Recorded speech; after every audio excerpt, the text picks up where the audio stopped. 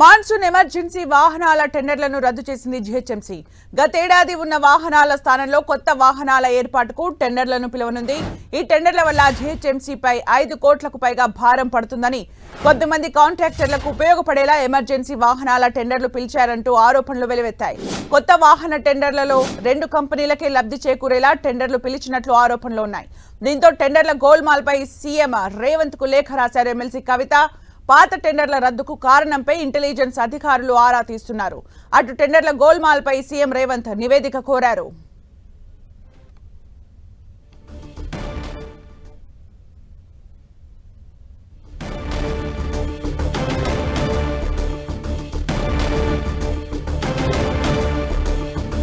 Monsoon emergency వాహనాల టెండర్లను రద్దు చేసింది జీహెచ్ఎంసీ. గతేడాది ఉన్న వాహనాల స్థానంలో కొత్త వాహనాల ఏర్పాటుకు టెండర్లను పిలువనుంది. ఈ టెండర్ల వల్ల జీహెచ్ఎంసీపై 5 కోట్లకు పైగా భారం పడుతుందని, కొద్దిమంది కాంట్రాక్టర్లకు ఉపయోగపడేలా ఎమర్జెన్సీ వాహనాల టెండర్లు పిలిచారంటూ ఆరోపణలు వెల్లువెత్తాయి.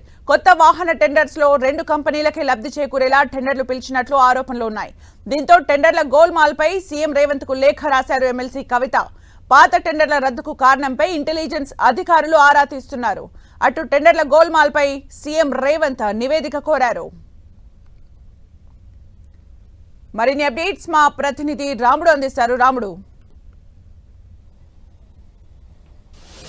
హైదరాబాద్ నగరంలో మాన్సూన్ ఎమర్జెన్సీ అంటే వర్షాలు పడ్డప్పుడు రోడ్లపైన నీరు నిల్చుండడం, ఎవరైనా ఇళ్లలోకి నీళ్లు వెళ్లిపోవడం, లేదంటే చెట్ల కొమ్మలు ఇరిగిపడిపోవడం, మ్యాన్ హోల్స్ దెబ్బతినడం, ఇలాంటి వాటిని పనిచేయడానికి ఒక వెహికల్ లో 4 వ్యక్తులను 24 అవర్స్ పనిచేసేలా జీహెచ్ఎంసీ మాన్సూన్ ఎమర్జెన్సీ వెహికల్స్ ను పెడుతుంది. ప్రతిసారి చాలా ఏళ్లుగా ఇది నడుస్తుంది. అయితే ఈ ఏడాది కూడా మే 31 వరకే వాటిని సిద్ధం చేసేలా టెండర్లు పిలిచారు అధికారులు. కొన్ని సర్కిళ్లలో అయితే వాళ్లకు పనులను వర్క్ ఆర్డర్ కూడా ఇవ్వడం జరిగింది. అంటే టెండర్ ఫైనల్ అయిపోయింది, ఎవరికొచ్చిందో తెలిసిపోయింది, వాళ్ళు వెహికల్స్ పెట్టాలంటూ వర్క్ ఆర్డర్ కూడా ఫైనల్ అయిపోయినటువంటి దశలో వాటిని రద్దు చేశారు. అయితే వీటిని రద్దు చేసినటువంటి అధికారులు వాటి స్థానంలో ఈసూజీ వెహికల్స్ ను పెట్టాలి, దాన్ని ఒక బ్రాండింగ్ చేయించాలి అని నిర్ణయించారు.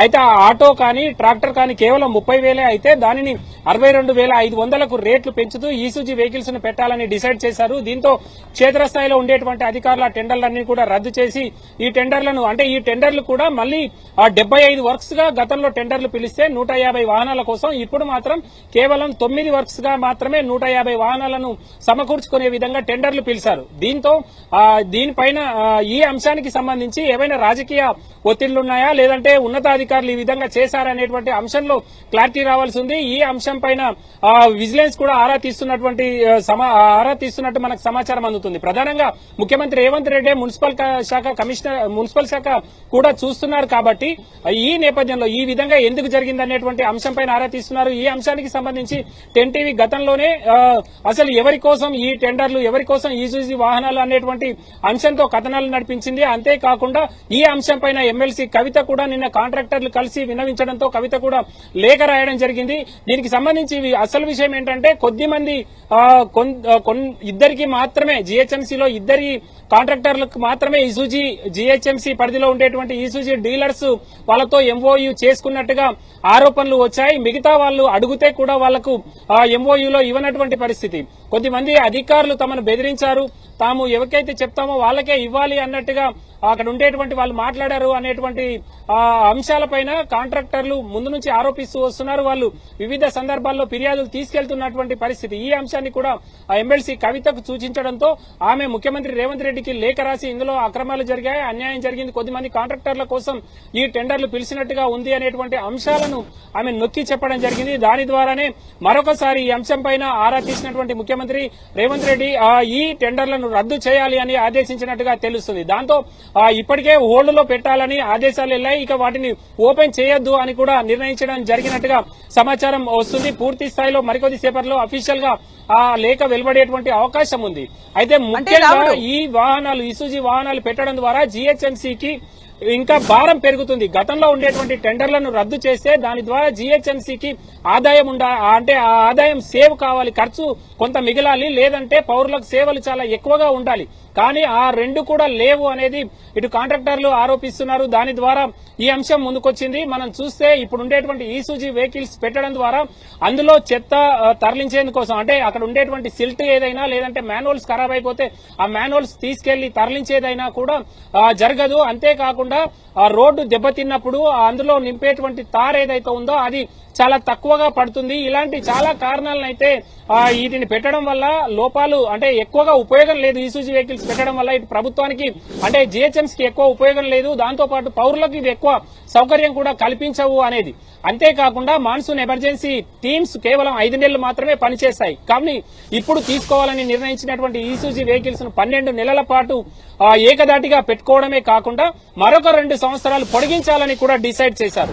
ఈ విధమైనటువంటి వాటి నేపథ్యంలో కొద్దిమంది కాంట్రాక్టర్లు మాత్రమే టెండర్లు దక్కేలా లేదంటే ఎక్కువ ఖర్చు అయ్యేలా ఈ విధమైనటువంటి చూసినప్పుడు ఇందులో ఏం జరిగింది అనేటువంటి అంశాలపైన, అసలు టెండర్లు రద్దు చేసేటువంటి అంశంలో అధికారులు ఏ విధమైనటువంటి చర్యలు తీసుకున్నారు, ఏ విధంగా రద్దు చేయడానికి ఏ విధమైనటువంటి అంటే వాటిని సహజమైనటువంటి లేదంటే సరైనటువంటి నిర్ణయాలు చూయించారు అనేటువంటి అంశాలపైన అయితే విజిలెన్స్ ఆరా తీస్తున్నట్టు తెలుస్తుంది.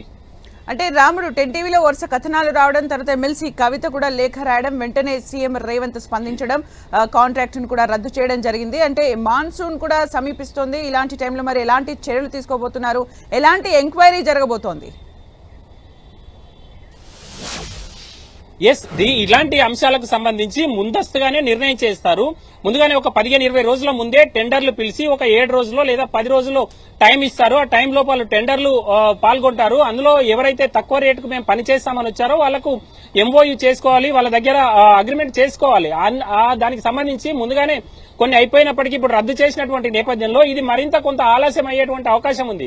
వాతావరణ శాఖ హెచ్చరిస్తున్నట్టుగా హెవీ రెయిన్స్ హైదరాబాద్ లో ఉంటాయి, తెలంగాణలో ఉంటాయని చెప్తున్నారు. మనం చూస్తున్నాం చాలా ఏళ్లుగా, గడిచినటువంటి 10-15 ఏళ్లుగా ఒకేసారి కుండపోతగా వర్షాలు కురుస్తున్నాయి. గంటన్నర వ్యవధిలోనే 8-10 సెంటీమీటర్ల వర్షం పడుతున్నటువంటి నేపథ్యంలో తప్పనిసరిగా ఈ బృందాలు అవసరం అవుతున్నాయి. ఇప్పుడు కూడా ఈ విధంగా ఆలస్యం అవుతే మరొకసారి టెండర్ పిలిస్తే షార్ట్ టెండర్లు పిలిచేటువంటి అవకాశం ఉంది. 3 రోజులు లేదంటే 7 రోజులు పిలిచేటువంటి అవకాశం ఉంది. ఏవైతే పాత వాహనాలకు వెళ్తే మాత్రం ఇమ్మీడియట్లీగా కాంట్రాక్టర్లు వాటిని అందించగలుగుతారు. ట్రాక్టర్లు అదేవిధంగా టాటా ఏస్ ట్రాలీలు కాబట్టి అవి అందుబాటులో ఉంటాయి, అందిస్తారు. ఇప్పుడు ఒకవేళ కొత్త టెండర్లను మళ్లీ దీనిని ఇంకో రకంగా పునరుద్ధరిస్తే మాత్రం ఆ వాహనాలను ఇమ్మీడియట్లీగా వాటిని సమకూర్చడం కష్టం. 150 ఈసూజీ వెహికల్స్ ను సమకూర్చడం కొంత కష్టము. ఒకవేళ టెండర్ అగ్రిమెంట్ చేసుకున్న తర్వాత కూడా 7 రోజులు టైం ఇస్తున్నారు. కాబట్టి ఆ లోపు వర్షాలు వస్తే మాత్రం తప్పనిసరిగా ఇబ్బందులు పడాల్సినటువంటి పరిస్థితి ఉంటుంది. అక్కడ ఉండేటువంటి కార్మికులు ఒక దగ్గర నుంచి ఇంకొక దగ్గరికి వెళ్లాలంటే ఎమర్జెన్సీగా ఆ వెహికల్స్ నే, పాత వెహికల్స్ నే మళ్లీ ఉపయోగించాల్సినటువంటి పరిస్థితి ఉంటుంది. కాబట్టి కొంత ఇబ్బందులు వచ్చేటువంటి అవకాశం అయితే ఉంది. ఈ అంశం పైన అధికారులు చాలా వేగంగా నిర్ణయం తీసుకోవాల్సినటువంటి పరిస్థితులు ఉన్నాయి. ఆల్రెడీ ఇవాళ 2nd డే, అంటే మాన్సూన్ ప్రారంభము జూన్ 1 లో అవుతుందని మనం జనరల్ గా అనుకుంటాం. కానీ ఈసారి వారం 10 రోజులు ముందుగానే వచ్చినటువంటి నేపథ్యంలో అధికారులు ఈ అంశం పైన చాలా వేగంగా స్పందించాలి. మరొక వైపు ఈ విధమైనటువంటి నిర్ణయాలు తీసుకునేటప్పుడు చాలా ఖర్చుతో కూడుకున్నటువంటి పని. ఇది దాదాపు 3 సంవత్సరాల పాటు కొనసాగిస్తే 33 కోట్ల రూపాయలు ఖర్చు అవుతాయి. అంటే దాదాపు సగం 50% అబోవ్, అంటే 15 కోట్ల వరకు ప్రభుత్వం పైన, జిహెచ్ఎంసీ పైన భారం పడేటువంటి అవకాశం ఉంది. కాబట్టి ఇలాంటి తరుణంలో ఏమైనా నిర్ణయాలు చేసేటప్పుడు పాలక మండలి ఉంటుంది, స్టాండింగ్ కమిటీ ఉంటుంది. స్టాండింగ్ కమిటీ ముందు ఈ అంశాన్ని పెట్టి వాటిపైన చర్చించిన తర్వాత డిసైడ్ చేయాల్సి ఉంటుంది. కానీ కొద్దిమంది అధికారులు ఈ విధంగా చేశారు అని అంటే కేవలం కొద్దిమంది ఉన్నతాధికారులు చేశారా, కమిషనర్ చేశారా, పైనుంచి ఇంకా ఎవరైనా ప్రజాప్రతినిధులు ఒత్తిడి తీసుకొచ్చారా అనేటువంటి అంశాలపైన అయితే ఒక క్లారిటీ రావాల్సినటువంటి అవసరం ఉంది. పై అధికారులు చెప్పినట్టుగానే కింది అధికారులు టెండర్లు పిలవడం కానీ వాటిని ఫైనలైజ్ చేసేటువంటి ప్రక్రియ ప్రారంభిస్తారు. కానీ గత కమిషనర్ ఇచ్చినటువంటి టెండర్లను రద్దు చేసి కమిషనర్ కొత్త టెండర్లను పిలవడం, ఆ విధంగా ముందుకెళ్లడం, ఇప్పుడు ఈ ఆరోపణలు రావడం చూస్తుంటే ఇదొక దుమారంగా మారేటువంటి అవకాశం ఉంది. ప్రధానంగా ఏడాదికి 5 కోట్లు అంటే చాలా విపరీతమైనటువంటి ఖర్చు. 5 కోట్లలో చేసేటువంటి పని దాదాపు 11 కోట్లు అవుతుందంటే డబల్ పనిని పెట్టొచ్చు. అంటే డబల్ వెహికల్స్ ని పెట్టడం ద్వారా ఎక్కువ ప్రాంతాలకు మనుషులను పంపించి ఎక్కువ పనిని క్లియర్ చేయొచ్చు, ఎక్కువ సమస్యలను క్లియర్ చేయొచ్చు, ఎక్కువ పని జరుగుతుంది. కానీ ఇక్కడ పని జరగట్లేదు. కేవలం అదే మంది ఉంటారు, అదే సంఖ్య ఉంటుంది వెహికల్స్. కానీ వెహికల్ ఖర్చు మాత్రం భారీగా పెరగడం పైన మాత్రం తీవ్ర ఆరోపణలు వచ్చాయి.